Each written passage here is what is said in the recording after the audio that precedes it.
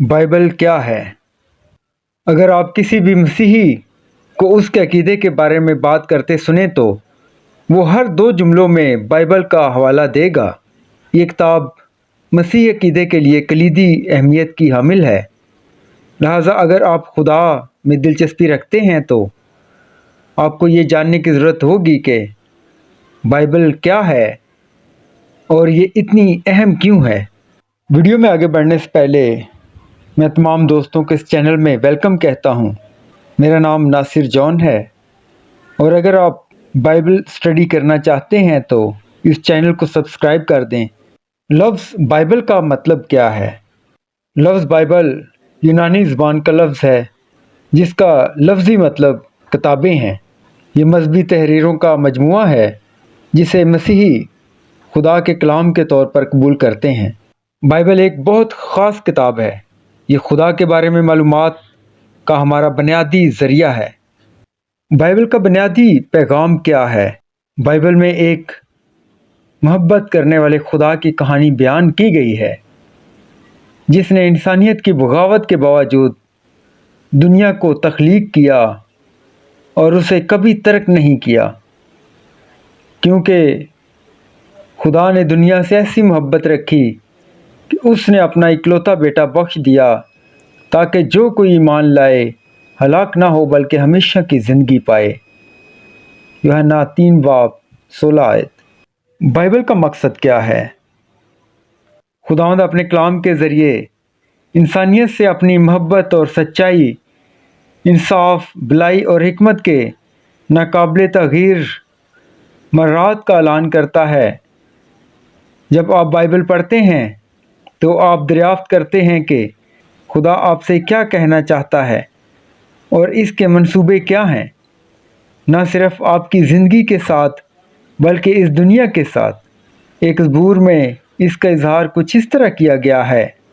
زبور 119 105 تیرا کلام میرے قدموں کے لیے چراغ اور میری راہ کے لیے روشنی ہے۔ بائبل تخلیق اور حقائق کے پس پردہ کا ایک حقیقی اور قابل اعتماد بیان فراہم کرتی ہے جو مسیحی عالمی نقطہ نظر کے لیے ایک ٹھوس بنیاد ہے۔ یہ ہمیں اپنے ارد گرد کی دنیا کو سمجھنے میں مدد کرتی ہے۔ یہ ہمیں گرے ہوئے انسانوں کے طور پر ہماری اپنی حالت کے بارے میں معلومات فراہم کرتی ہے اور ہمیں بتاتی ہے کہ کس طرح ہم اس کے باوجود یسوع مسیح کے ذریعے بچ سکتے ہیں اور ہمیشہ کی زندگی تلاش کر سکتے ہیں۔ بائبل کیسے لکھی گئی؟ مسیحی بعض اوقات خدا کے کلام کو کلام کہتے ہیں کیونکہ یہ ایک کتاب نہیں بلکہ کتابوں کا مجموعہ ہے۔ بائبل میں کتنی کتابیں ہیں؟ بائبل کس نے لکھی؟ بائبل کی کتابیں ہر قسم کے انسانی مصنفین نے لکھی ہیں۔ بعض ایسے نبی تھے جنہیں خدا نے اپنے کلام کا اعلان کرنے کے لیے بلایا تھا، جس میں بادشاہ، چرواہے، ماہی گیر اور دیگر لوگ شامل تھے۔ ان لوگوں نے مختلف جغرافی اور سماجی حالات میں اپنی کتابیں لکھیں۔ بائبل کی بہت سی کتابیں اسرائیل سے شروع ہوتی ہیں لیکن کچھ بابل یا دیگر ممالک میں لکھی گئیں۔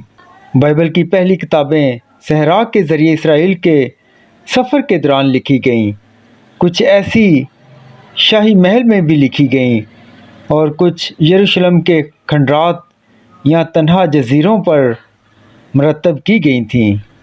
یہ سب لوگ اپنی کتابیں لکھتے ہوئے روح القدس کی رہنمائی پاتے تھے۔ بائبل کب لکھی گئی؟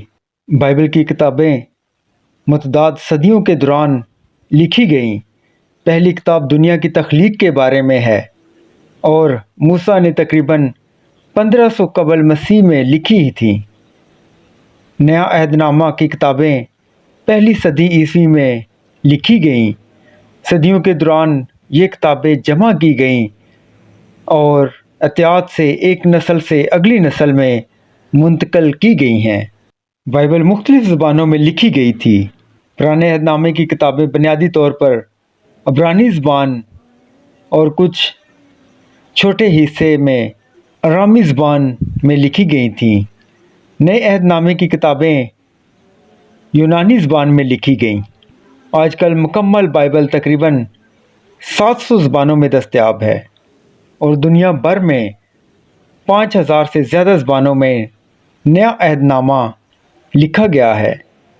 یہ تمام نسخے بائبل کی اصل تحریر کے ترجمے ہیں، جیسا کہ صدیوں پہلے لکھے گئے تھے، جس کا مقصد کلام خدا کو تمام زبانوں اور قوموں کے لوگوں کے لیے قابل رسائی بنانا ہے۔ پہلا تموتھیوس 2:4 وہ چاہتا ہے کہ سب آدمی نجات پائیں اور سچائی کی پہچان تک پہنچیں۔ بائبل منفرد اور محفوظ ہے۔ یہ اس لیے کیونکہ کلام خود خداوند سے متاثر ہے۔ کلام خدا کا مکاشفہ ہے۔ انسانی مصنفین کے ذریعے جو خدا کی روح سے روشنی اور رہنمائی یافتہ تھے۔ مثال کے طور پر ہم دیکھتے ہیں دوسرا پطرس 1:21 سے، کیونکہ نبوت کی کوئی بات آدمی کی خواہش سے نہیں ہوئی، بلکہ آدمی روح القدس کی تحریک کے سبب سے خدا کی طرف سے بولتے تھے، کیونکہ بائبل کا اصلی مصنف ناقابل فراموش خدا ہے، اس لیے اس کا کلام بھی ناقابل فراموش اور گمراہ ہے۔ اس کا مطلب یہ بھی ہے کہ کوئی بھی عام انسان تحریر کبھی بھی خدا کے کلام کی جگہ یا تکمیل نہیں کر سکتا اور اسے بائبل کی کتابوں جیسا اختیار حاصل نہیں ہے۔ اس لیے بائبل منفرد اور محفوظ ہے۔ بائبل کی کتابیں 2 مجموعوں میں پیش کی گئی ہیں، پرانا عہد نامہ اور نیا عہد نامہ۔ پرانا عہد نامہ میں وہ صفحے موجود ہیں جو یسوع مسیح کی پیدائش سے پہلے ایک انسان کے طور پر لکھے گئے تھے۔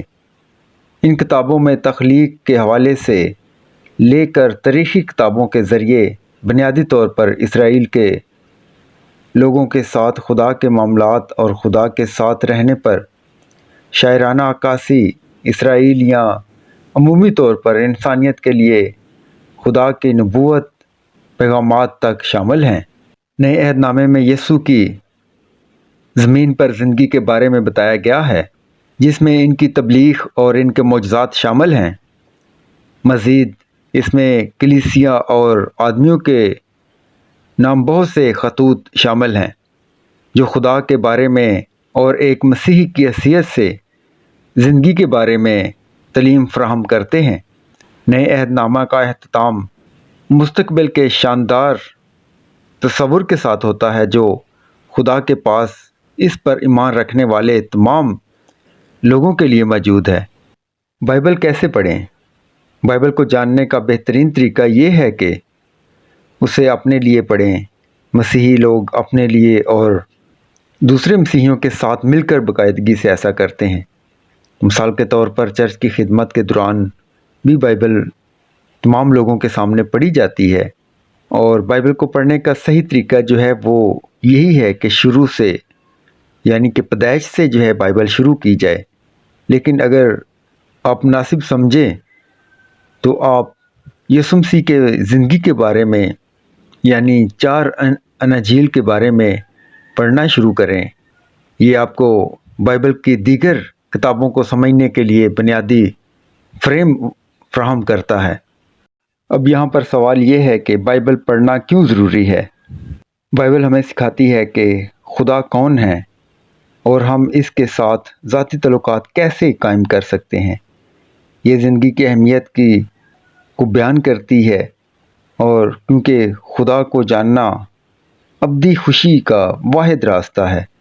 آئیں اسی بارے میں ایک حوالہ بائبل کا دیکھتے ہیں، یوحنا 17:3 سے۔